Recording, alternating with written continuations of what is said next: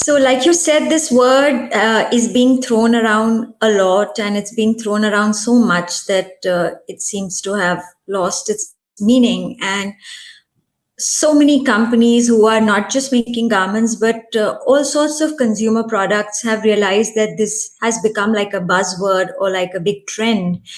Companies who are far from being sustainable or far from any kind of concern for the environment are also trying to say that they are sustainable. But if you ask me, I think even I'm not sure what this means, and I'm not sure if I use it so often anymore. Earlier I used to, but I would prefer the word slow instead of sustainable. I would prefer the word conscientious.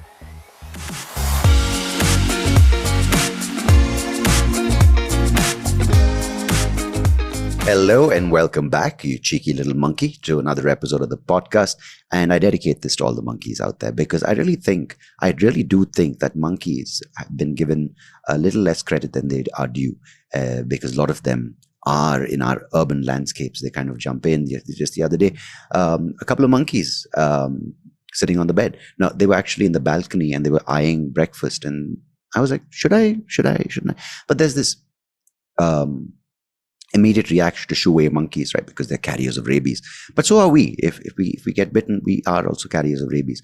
So interesting how we can be more inclusive, because the DEI initiative is about diversity, equity, and inclusion. So just because we are separated by a few genes doesn't mean we are exclusive and separate these ancestors of ours or these genetic counterparts who are maybe not as genetically advanced as us, and not giving them enough opportunity and access to society and resources. So it's an initiative I'm working on. And if you want to be a part of it, I'd like you to be a part of this initiative. It's called Dance Monkey. And yeah, it's a fun thing where we want to kind of celebrate the ability and the opportunities and the past of these monkeys who've been separated and discriminated against. So yeah, all kind of monkeys, not just one particular thing, because again, so a lot of subsects, Anyhow, we love buying shit online. I love buying shit online. Just the other day, I was like, wow, I would really like this shirt, and it turned out to be expensive, so I ended up buying 15 shirts, which added up to the same price as that one shirt, and I felt so good about myself because I was like, I have 15 more than just that one. Yeah, and have you caught yourself doing this when you want to buy a shirt and suddenly, like, if you like this shirt, you might like a condom? I don't know how that suggestion even comes up on Nika or Amazon, but it always comes up for me. It's like, if you like this condom, you might like a fire engine. I don't know, just the connections are mind-blowing. But yeah, one thing leads to another. Next thing, you have like 6 packages coming home in discrete boxes, so they don't know the difference between the block printed stretch jeans and the fire engine in a beautiful red, and these spotted dotted pieces of rubber and the condoms. So yeah, we end up buying a lot of stuff, and then we don't know what to do with it. We don't know when to wear it, and we just get into this dilemma of, oh my God, I feel so fat. And that's how the day ends, and you go to sleep, and then you again are scrolling online, and you end up going down the spiral of ordering something else or just adding to your shopping basket.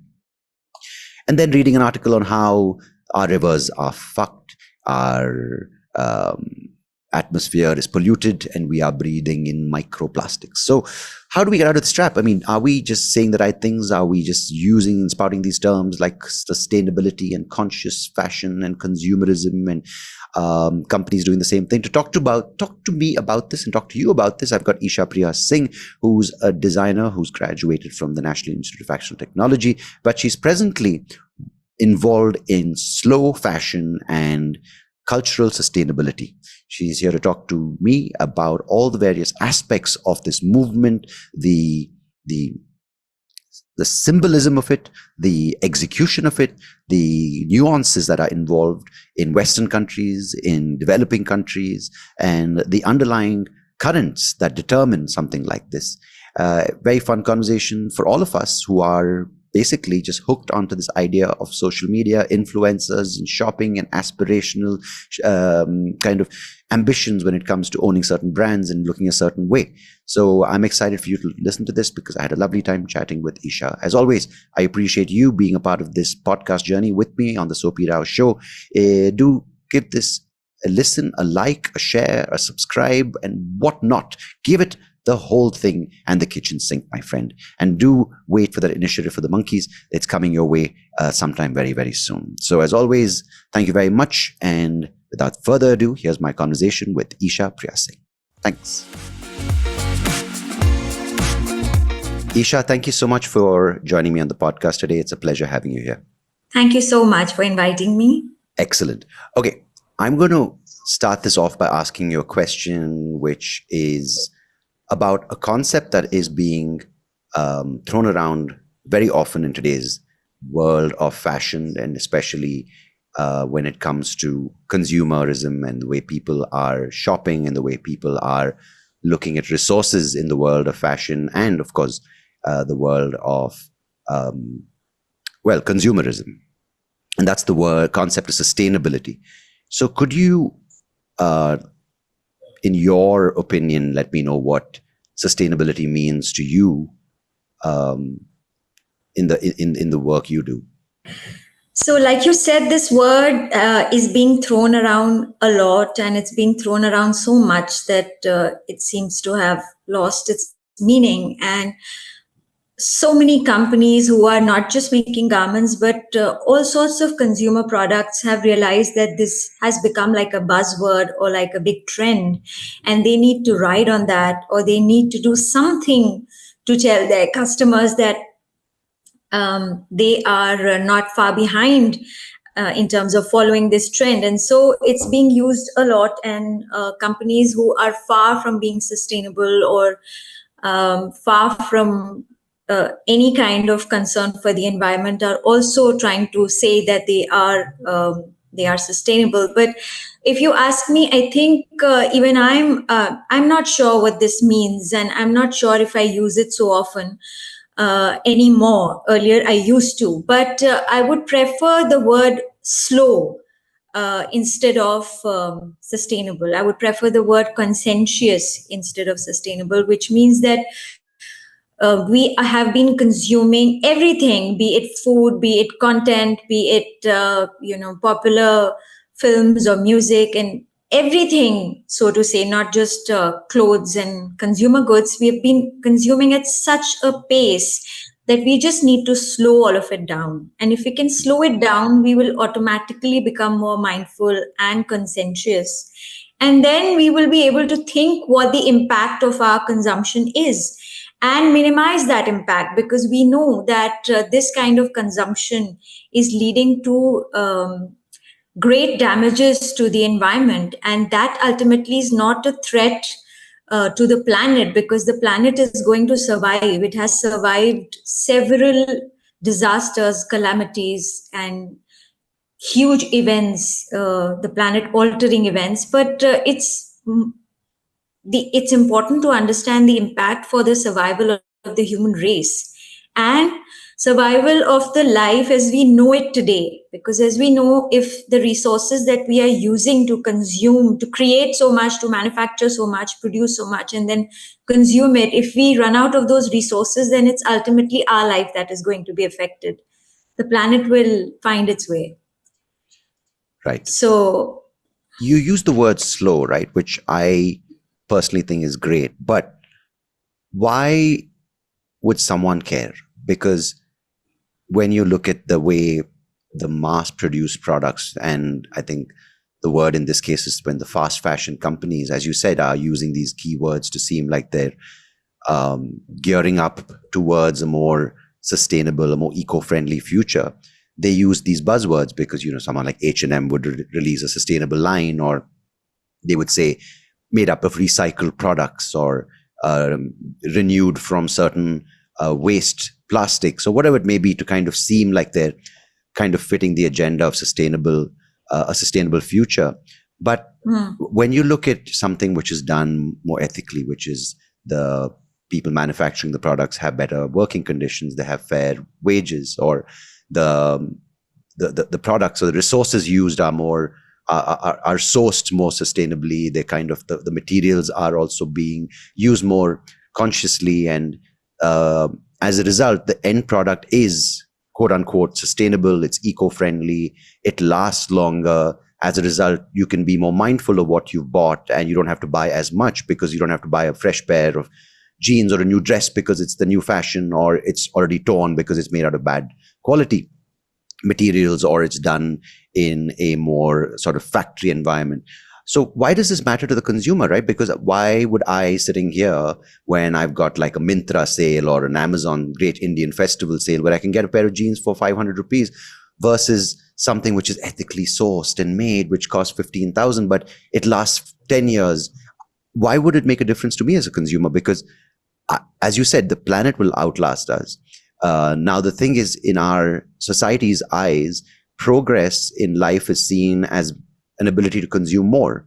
The more clothes you have, or the latest fashion you're able to kind of don, or the newest brand you're able to sport. And as you become richer or perceivably seen as more successful, these brands play a role, right? Whether it's, wearing certain brand of jeans or certain kind of shoes or certain dresses or certain watches. All these come with a sort of social conditioning that has been kind of instilled in us, that the more you can consume, and especially of a certain brand you can consume as you become more socially mobile up the ladder, it's seen as a sign of success or a sign of social progress. So how do these things translate to a social message besides the environment? Of course, the environmental impact by fashion, the fashion industry is huge. But today, how does someone sitting there swiping through their phones, being bombarded by ads, how do they say, well, how can they even think, okay, 10 years down the line versus, man, I can get this dress right now in 1 day delivery, I can get this particular product delivered home. So how do you kind of balance that human greed, human desire versus the longer goal of, hey, if I buy this, it'll last longer, and the impact I have, negative impact I have on my immediate environment or the rivers which are being polluted is mitigated because I'm buying something which is sourced better and made better. So, like you said, that the issue is directly related to the human greed, or if we don't want to be that harsh, we could say that it's linked to the human need of being perceived as more successful in life, and to be more comfortable, or to be happier, to be enjoying life. And so this is so deeply related to this flaw in human behavior, if we like to call it so, that it's really difficult to make people understand or to make them change their ways. It's difficult for us also, like people who are talking about sustainability and about mindful consumption. Sometimes it's tough for us also, because there are so many options in the market, and the entire system is designed to make you buy more, and it is designed to sell you things in a way which is not sustainable. Let's say in terms of the packaging that it comes in, or in terms of the way the supply chain is designed. But so that is the reason that there's a lot of talk around sustainability, and people want to believe that they want to live sustainable lives. But I don't think this is something that's been internalized. I know that many people who used to follow my work and regularly appreciate it and say that, we have learned so much from you, and we have changed our ways, and you have made us introspect and all of that.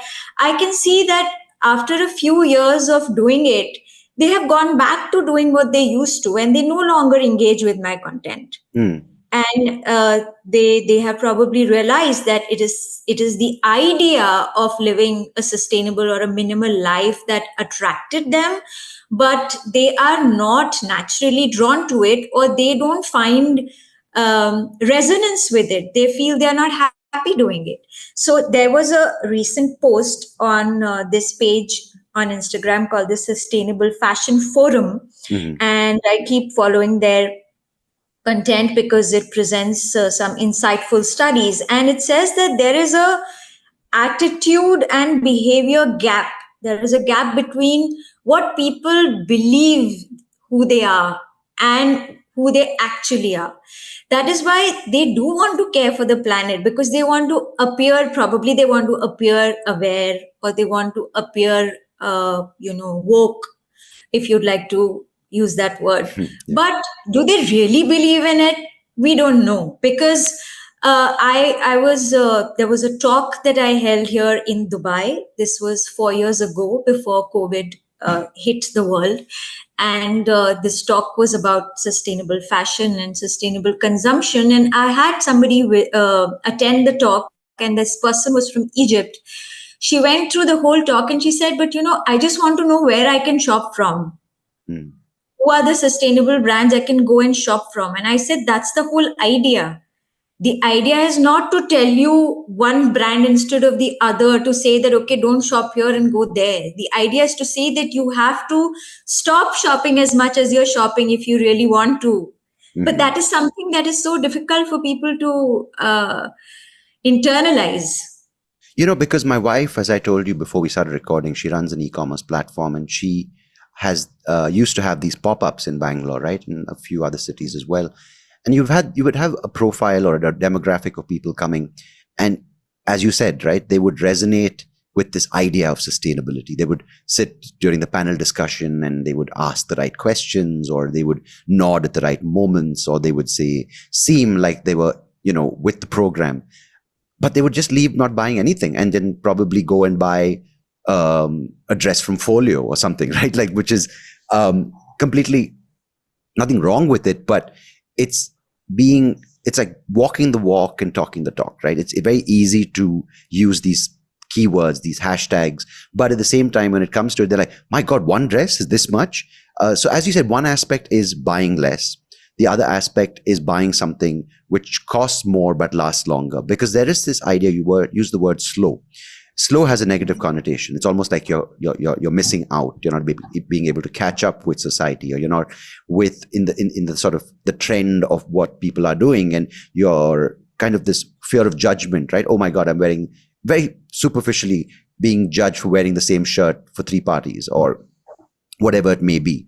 And how do you change that, right? How do you change the idea from fast being a good thing, which is you're ahead of the curve, you're kind of ahead of the pack, versus slow, which is like almost seen as lazy?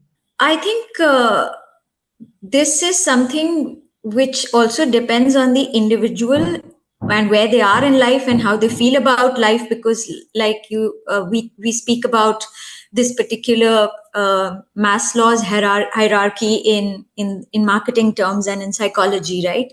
And that is completely based on consumption.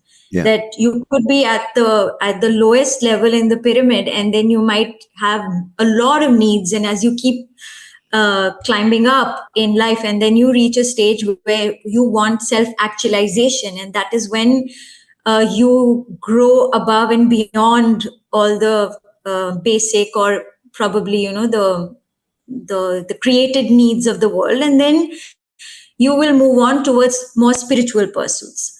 So I think that this also applies to generations. This also applies to different countries and the way their societies are placed at the moment. Probably countries in the Western world, in Europe and in and USA, or probably Australia. I don't know so much about them. I've never been there, but from what I understand through popular culture and through what we hear in the news or what we see of them on the social media, their society has been consuming at a faster rate and for a longer period as compared to those in the third world, probably. Yeah. So they have now reached a stage where they have consumed so much that they are bored of it, and they have come to realize that this is not the answer. As you know, this famous quote by, I think it's by Jim Carrey, who said that I wish everybody would just get rich and famous, so that they realize that that's not the answer. Yeah. So probably they have, as societies, they have reached a place where they have consumed so much that they are completely done with it, and they've realized that it is not making them happier and it's leading to so many other problems. So they have started thinking about these things more and more. But in a country like ours, in India, I can see that, there are so many people who are still aspiring to consume and to own so many things. And I'm not sure if we will have to go through that whole cycle of consumption, the whole country, and the different people coming from different kind of socio-economic backgrounds will have to go through that whole cycle of consumption to realize that, oh, we were mistaken or we were misguided, and this is not going to make us happier. But sometimes people don't realize, like I said, it applies to individuals, societies, to generations. There are generations who grow up in scarcity, like probably my grandparents' generation, who was the greatest generation. It participated in the freedom struggle of the country. It saw world wars. It saw so many struggles, and then so they valued things more and more because things were not easily available to them. They were also brought up or they fought in an environment for their rights where they realized that consumption and colonialism, the way consumption was in that phase, in that period, this colonialism has brought so many problems to us. Colonialism was actually nothing but it was a kind of consumerist culture, right? Yes. So they had seen all that, and they looked at things very differently, and they tried to bring up their children in a different way. But when those children grew up, which is my parents, India got liberalized when they were in their mid-age. And they suddenly realized that they could go to a showroom and immediately get so many clothes that earlier they had to wait for somebody to go abroad and bring for them. Suddenly, there was so much packed food, and they did not have to make achar, or they did not have to make namkeen at home, and they could just go to a supermarket, and they could get it. So I think that was something that completely changed with the generation. And with our generation, of course, we grew up with Coca-Cola re-entering the market, and so many malls opening up and departmental stores coming up, and McDonald's opening its outlets. And so it grew and grew and grew. But as we are reaching now, a couple of other generations have come in, and now we are seeing that they probably are looking at things very differently because they are looking at the future very differently.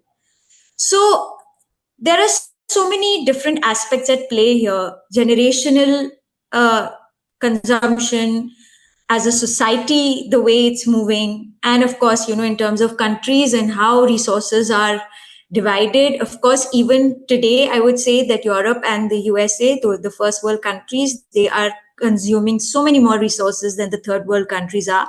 And that is what becomes like a topic of contention at a lot of climate summits and meetings as well, that they are telling us to stop consuming so much energy, or to not use coal, and to reduce our carbon footprint, while at the same time their per capita carbon footprint is much higher even today. So it's a complicated issue, and I don't think there is one straight answer to that. So it's like someone who's had a full stomach their whole life telling someone who's never seen food, hey man, stop eating so much. Yeah. And you identified two important things, right? One is the process, and I think it's really key to understand that it's a process, because if I've grown up from a young age having everything I wanted, then by the time I'm in my late teens or my early 20s, or whenever that realization occurs to me, like as you pointed out in America, you're like, hey, what is this doing? What is this filling up in this void I call through consumerism? What is it doing? It's not really doing anything.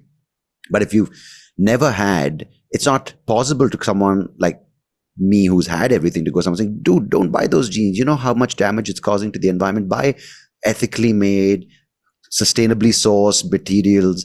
And because the factory workers they're like, I don't care about the factory workers in Bangladesh. I've never been able to afford a pair of brand new jeans out of a bag. There's a joy in buying something, right? So as you said, if you're operating from two different places, these are very two different conversations for both these people. But what is the second aspect of this is the judgment, right? Someone who's had everything judging someone who hasn't, telling them that you're indulging in fast fashion and over consumerism, because that's where the conversation sort of ends, right? Becomes pointing fingers, saying because of you, very conveniently forgetting how much you've consumed, right? So if you kind of mesh these two parts together, there is kind of the future can only be that, we all go through a cycle of consumption and realization, and then hopefully have a place of non-judgment from where we look at others who are going through the process and kind of, without criticizing them, at least guide them through it, so they can, if it took me 20 years to realize that, hey, what I'm buying is really hurtful to people, it's really hurtful to the industry, to the environment that the industry is polluting. So if it took me 20 years, it's probably my responsibility to kind of help someone get through the process in maybe 10 years, and for that person to get the next person through it in 5 years.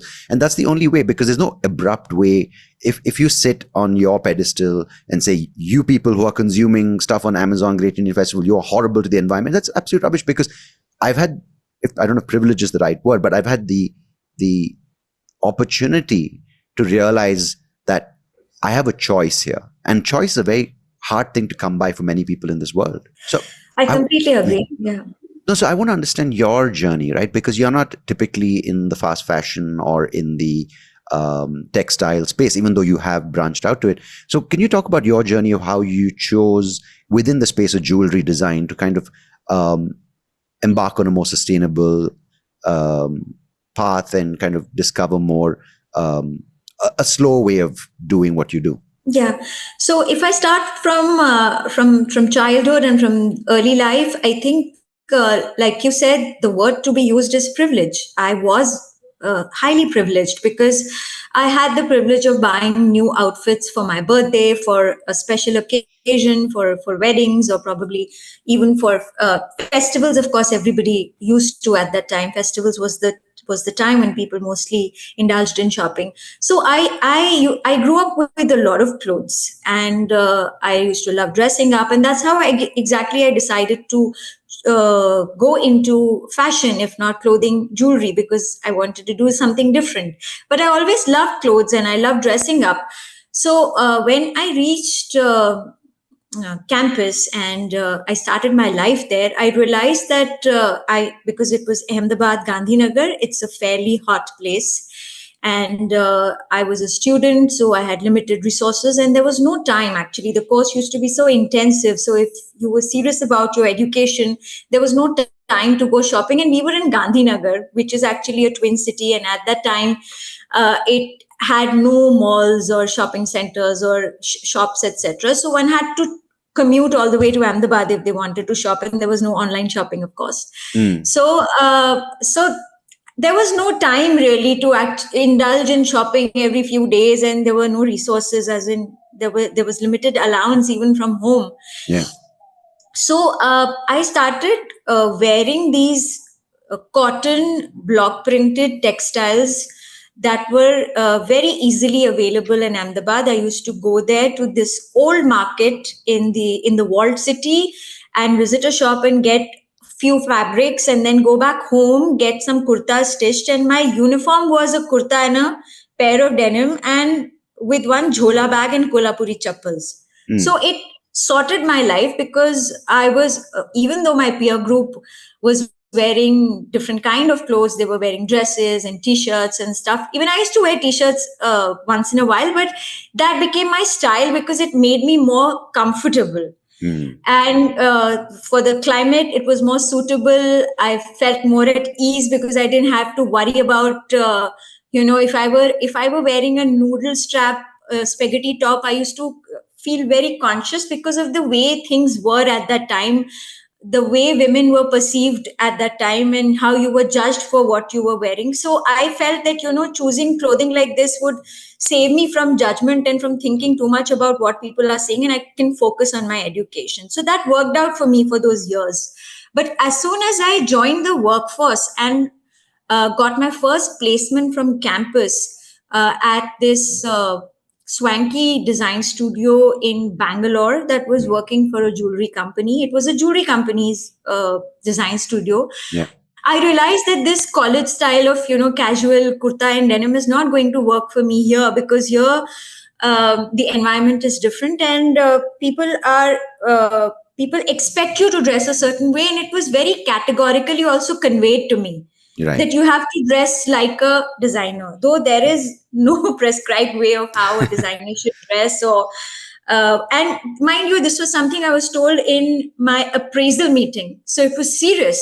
And when you're told something in your appraisal meeting, it means that it's affecting your prospects and your career. So you have to be serious about it. And that's when I started going to so many of these big stores uh, in the big malls of Bangalore at that time, Garuda Mall and Forum, and to all these big, huge standalone stores at that 100 feet road in Indranagar. So it was all crazy, and I couldn't understand which way to go. And I was throwing so much money on these things and still not being able to put one decent outfit together, because I just did not feel myself in those clothes. The materials just did not feel right, and I did not even know how to articulate these feelings. I was going shopping, getting clothes, but not feeling good and looking good. And this continued for a long period. This struggle with how I wanted to dress went on for about for at least 10 years, throughout the period when I got married, and then the early years of being married. And I could always feel myself gravitating more towards Indian wear. But there were these preconceived notions in my head that Indian wear is will make me look dated or outdated, or it will make me look like a quote unquote behenji, or I will not be perceived as somebody who's modern or cool enough and stuff like that. So it was finally when I turned 30, and I had worked for enough number of years to outgrow that kind of judgment at workplace. And I was in Mumbai, which is very different. The climate there is very different from Bangalore. It's so humid throughout the year that obviously I started realizing that I do need to go back to wearing genuine cotton clothes, and not the kind of mixed up nonsense cotton that is available in these stores in the malls. And thankfully for me, the online retail had boomed, and there were so many smaller indie labels who had started using Indian handcrafted textiles into, like you said in the beginning, more Western, or I would say more contemporary silhouettes. Mhm. And that is when I started going back to those textiles. And this was at the same time when social media started booming and Instagram became a big thing, and there were people who were sharing their daily outfits. And I started doing that. This was also the time when I started wearing saris, because I questioned my thinking of why should I wait for an occasion to wear a sari. I have cotton saris. I can wear them to work on a casual day, casually. And whenever I would wear saris, I would feel happy in them, and I would ask somebody to take a picture of me, and the picture would turn out well. I would put it on Facebook. I would get a lot of compliments, and that's when I started this Instagram page to um, share my regular outfits. And it started getting a lot of engagement and interest from people. And the more engagement I got, and then finally the followership also started growing, I became more serious about what I was doing there. Mhm. And as it happens, because you have a followership and people are liking your work, I started getting messages from different labels and small businesses and resellers who would want to send me some of their outfits, and I would wear them to work. I was working full time at a jewelry company in Mumbai, and I would just wear them to work, ask one of my colleagues to take a picture and share that. And that is how it kept growing and growing and growing. But after doing this for about 3 years, I started questioning this whole thing because of one particular incident. Yeah. One thing, of course, was that my wardrobe started exploding, which Yeah. had never happened. Even while I was growing up in a privileged family where I got so many clothes for different occasions, it never so happened that my wardrobe would ever exceed a certain number of clothes and would start exploding. But this happened in Bombay when I was living there. And I was passing by, I was entering my office one of those days, and at the entrance there used to be this whole cohort of our office help and people who were working as support staff and the security people. So one of the security people said this, and somebody came and told me that, the security person was saying that, Isha madam jaisi life honi chahiye. It should be like her because she wears a new outfit every day. And it hit me like I can't even tell you what it felt like, because instead of feeling happy or, feeling bloated with my ego, I felt like, oh my God, what is this kind of. It took me a couple of days to realize and understand my own feelings. But I thought, oh my God, what kind of example am I setting? Or what is this role model that I'm becoming for somebody who cannot even afford to buy 4 outfits in a year, probably? And I'm giving them a goal that they should wear something new every day. So it shook me, and it took me another few months to internalize this. And then a time came when I had to leave Bombay and relocate to Dubai. And that's when I had to pack things up and give things away without even thinking twice, and simply donate them, or, just give them to whoever came to my mind first. And that's when I realized that what I had done over these 3 years was criminal, because I had accumulated so many clothes that I loved. I liked so many of them, and yet I couldn't use them to the fullest, and I had to give them away because I simply had no space to keep them. So that changed something in me. And when I reached Dubai, I had lived here before, but this was the second time. And I realized that this whole city was just about consumerism. Yeah. And when you look at things from that perspective, sometimes you feel it's a dissociation. It was a dissociation for me completely from the environment, and I just could not connect with the place. That how is this whole place just surviving on the back of consumerism? And all people do here is shop. Tourists who are coming, or people who are living here. And that's when I started reading more and more about sustainability, the fashion revolution movement, the whole Rana Plaza tragedy of 2000, I think it was 13. Yeah. In Bangladesh, right? Yeah. Yeah, in Bangladesh. And that is when I started moving away from this whole thing of buying or acquiring, because some of them used to be the clothes that I got from the labels who wanted me to promote their work.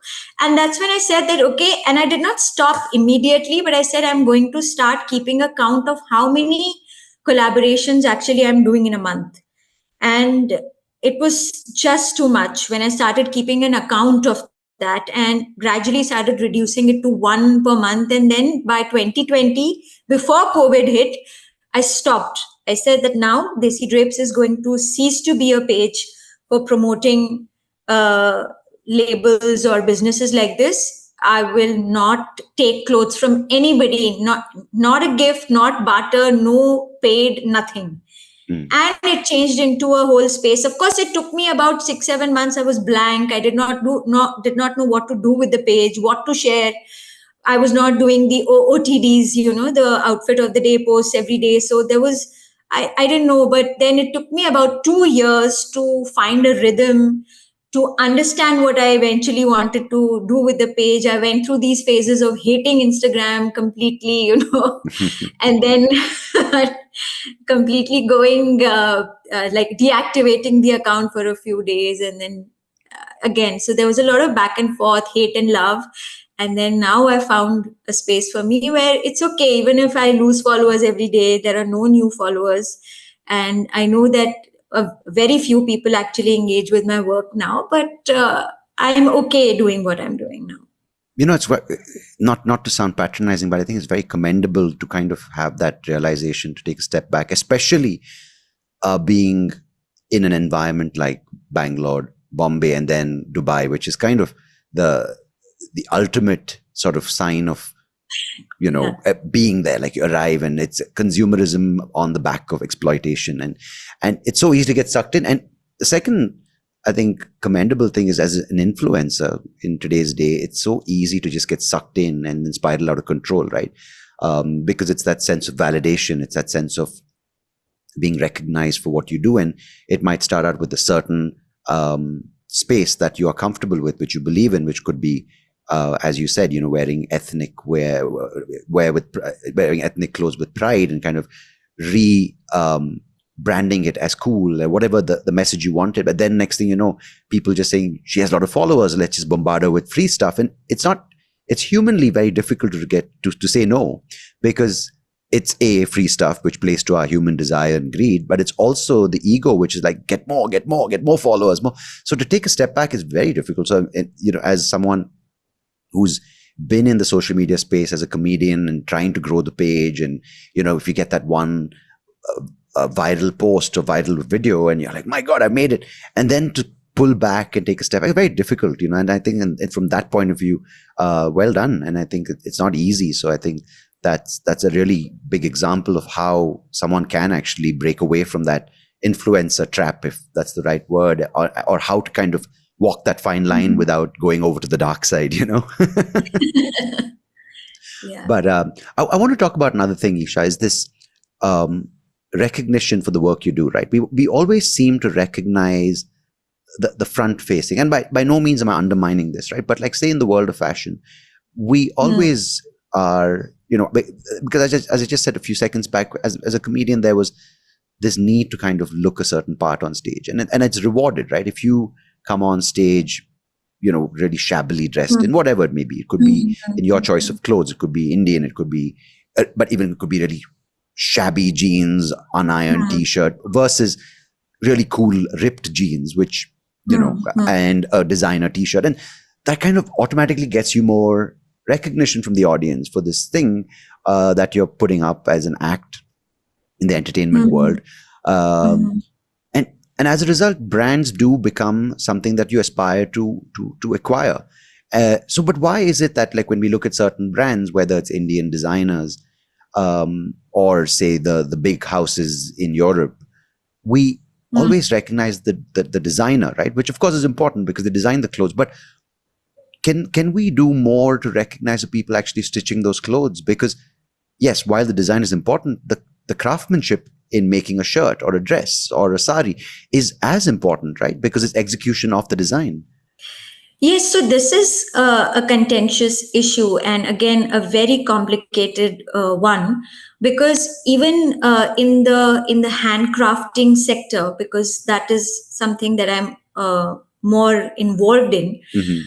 There are designers who are educated at some of these premier design institutes of the country and also international ones, and then they would, because they want to create something, make something, they would go to an artisan, let's say somewhere in Kutch, or maybe even like in my hometown Lucknow, and they would want to create a line of outfits. So they need so many people to do that, because they would need the whole craft cluster to do the embroidery or to do the printing, or to, even if they're using a handloom fabric, then to weave it. And then there will be other people who will be stitching them into garments and then finishing them. And so it's like a whole army of people who is behind creating even a single outfit.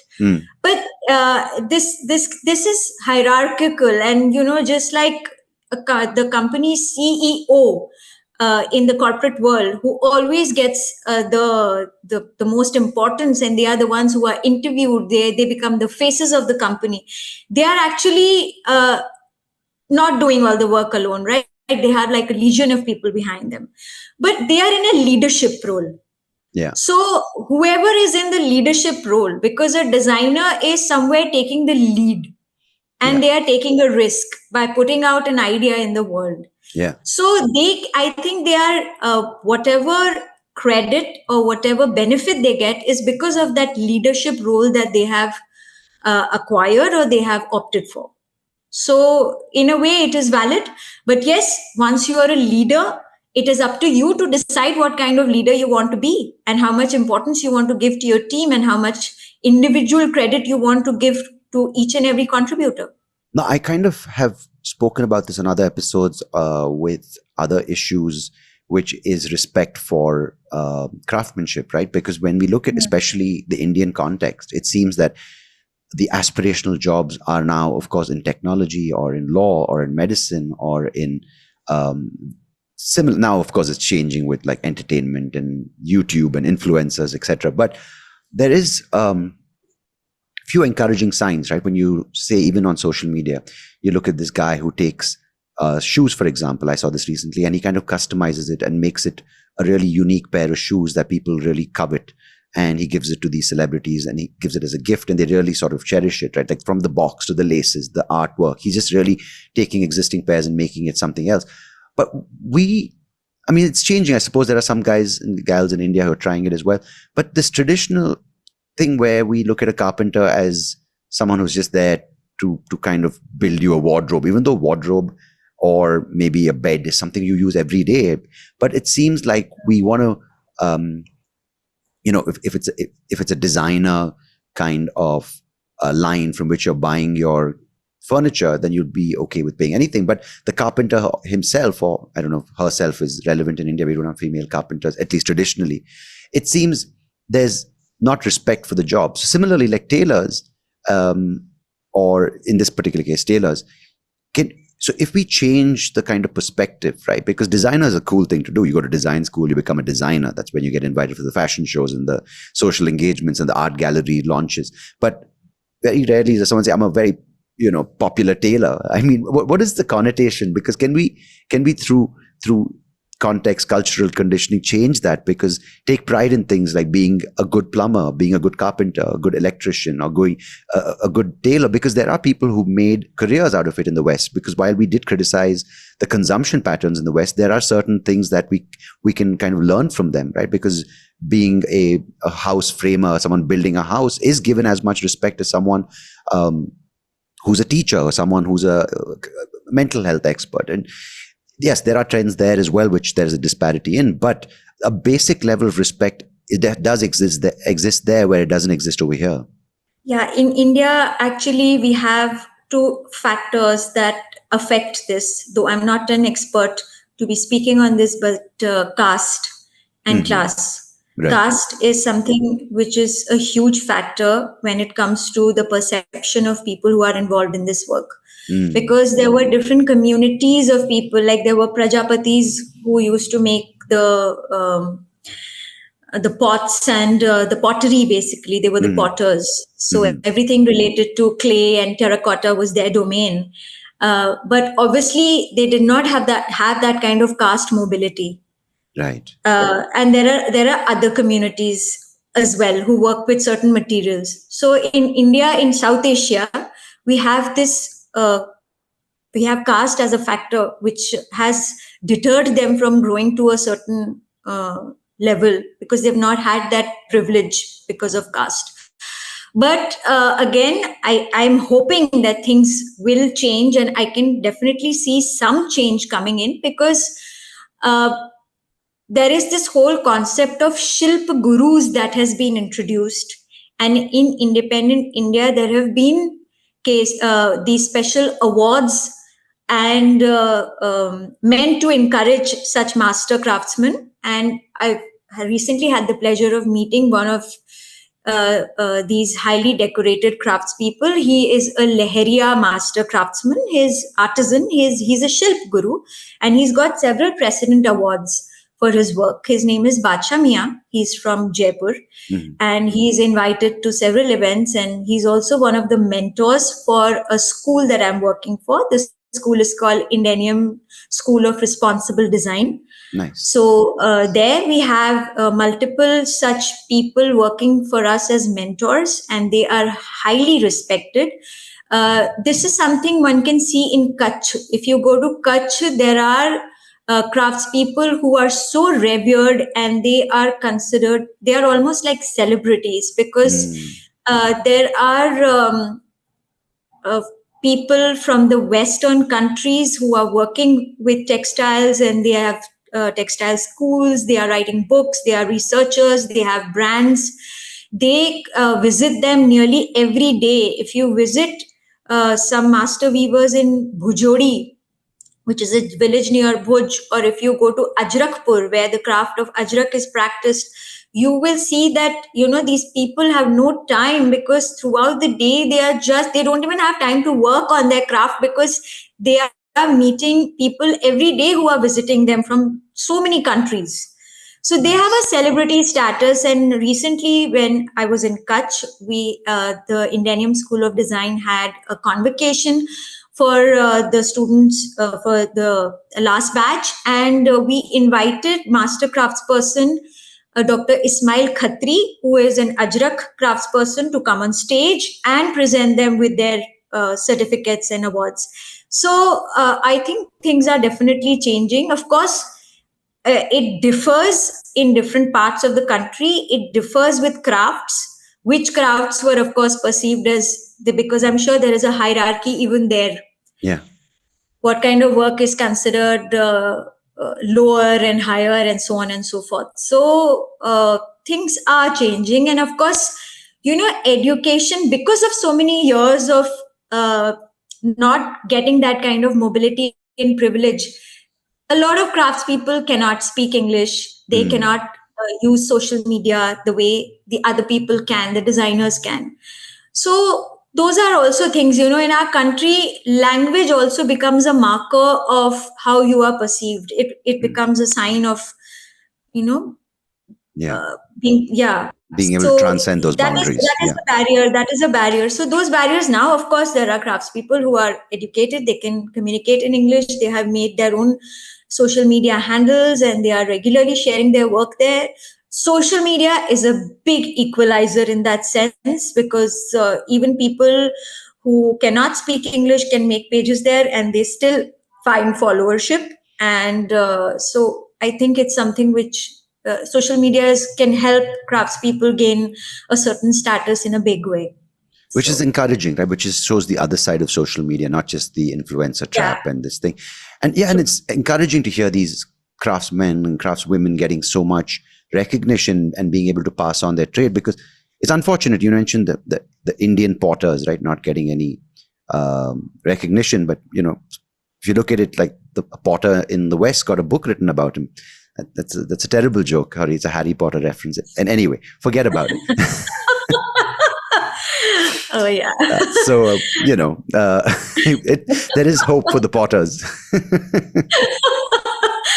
That's a brilliant book. so, Yeah. so what's? I'm sorry to, I was just waiting for you to, give me your wisdom on all these things, just with this stupid Harry Potter joke in my head. But no, I think there's so much Mhm. hope for the craftsmen, and I really want a future for that, right? Where my daughter's 2, and she comes and says, I want to become a craftsperson. It should be given as much consideration as, like, oh, I want to join a course in microbiology or whatever it may be, right? Because there is this thing where we're like, no, there's no place. But with this power of social media and the ability to Mm. transcend geographies and languages and class and boundaries, I really think this is something we as individuals going forward, recognizing the power of that, can leverage, as opposed to and leverage and encourage, as opposed to just this aspect of celebrity worship that social media endorses and kind of sucks people in with. So I think examples Yeah. like yours are really, really important for people, because right now it's either social media, you become an influencer, or, oh my God, social media, you have mental health. I think there is a certain aspect of it which needs to be strengthened and kind of also used to help people kind of break these various things that could be holding them back. So what's in store, Isha, for you over the next few months, and for people listening who want to follow your work and also kind of are inspired by what you've done and aspire to kind of go down the path you have, what can they look forward to?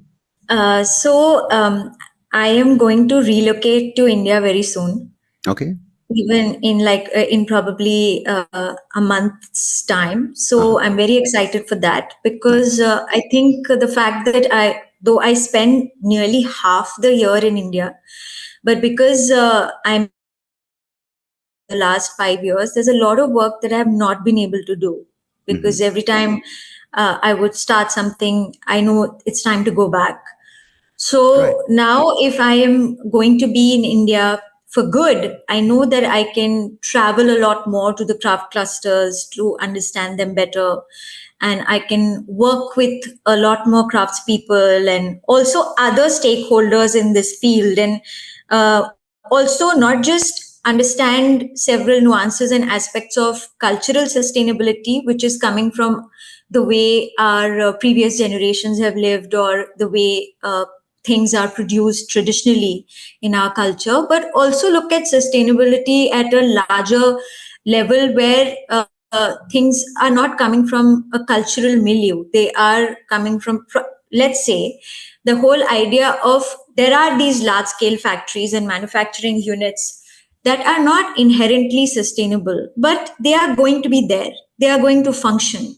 How do we make their functioning a lot more mindful and conscientious?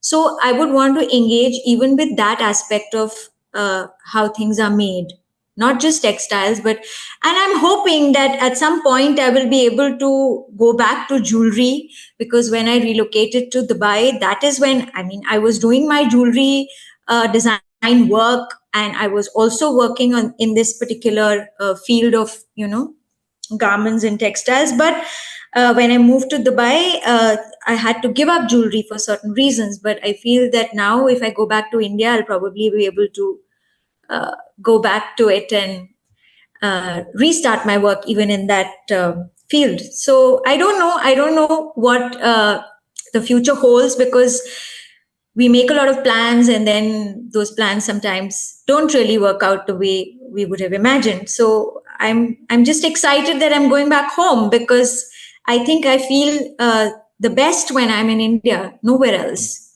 And the Dubai definitely has been a tough run for me, because here I don't feel connected to the environment, to the place, to the way people live here, to the way anything. I mean, there are very few things that I like about Dubai. I will not say that I don't like anything at all. There are things that one has to appreciate, but I don't feel a connect. So I feel that when I reconnect with myself and when I'm back, I'll be able to think better, and there'll be more ideas flowing in. And I would love people who have been through this journey with me and have seen me grow since 2017, 18. I would love them to share their feedback on what I should be doing, because honestly, of course, like I said, social media is very important in today's world, and I've had a love-hate relationship with it, but I know that there is no way you can survive without it. But there has to be a mindful way of using it, and the space is definitely oversaturated. If you're not making reels and if you're not sharing videos, then your work is not really seen by many people. But I would want to stick to my way of doing things, and within that, I'd invite more people. Like I said, people who've been with me on this journey to suggest and to give their ideas as to what more they'd like me to do. That's, I think, an amazing thing for you to embark on, right? To find this sense of connection with yourself, because if you don't start there, then there's no point kind of trying to find a connection outside, because you kind of just go in all directions. And I think we all try to plan, but I think sometimes the plans are not what they don't work out the way we expect, but they might even work out in much larger and much more unimagined ways, which I think is the beauty of life. So I think on behalf of everyone listening and myself, I think good luck with your journey. And I think, it's been great, the work you've done. And I really appreciate you taking the time, sharing the wisdom, sharing your experiences, your opinions, and your learning along this journey. So thanks so much for your time, Isha. Really appreciate you being here today. Thank you so much for this conversation. And I love conversations like this, because they help me understand my own thoughts better. And the way you guided this whole conversation was really, really nice, because there were so many, sometimes, we are talking about something, but we are not being able to phrase our words or give words to our feelings. But you helped me with that. And, because you yourself have been engaged with this segment of the clothing and the textile manufacturing, which is slow and mindful production. That's why I think it was even more interesting for me to share my experiences with you. And yes, one thing that I do have as a concrete plan, and something that I'm going to do, is that I'm going to learn spinning yarn on a charkha. Nice. because that is one thing that I have been wanting to do for a very long time. But the way things have been unnecessarily complicated in the khadi sector, it is very difficult to get your hands on a charkha and to learn to spin. But I started learning in Bhuj. One of those days when I was there, I learned a bit about spinning, and I'm now better placed to understand uh, where I can get a charkha. And so I'm hoping that when I go back, I'll be able to get my charkha and I'll start spinning on a regular basis. And with hit and trial, I'll be able to learn and get on with it, something that I'd been meaning to do for so long. That's brilliant. All the best with that. And thank you for those kind words. And, I think I did it all just to crack that Potter joke. But besides that, good luck. I hope you continue finding your way with spinning yarns on the wheel, and I'll continue spinning my yarns here on the podcast. So thanks, Isha. Appreciate it. Yeah. Thank you so much. Thank you. Hey, thank you so much for listening to this episode. If you like what you heard, please do check out the other episodes on YouTube or wherever you get your podcast. And I would much appreciate it if you could like the video, share it with people who you think might enjoy it. And of course, do subscribe to the channel because it will help me and the podcast grow and reach more people just like you. So thanks again. Appreciate it.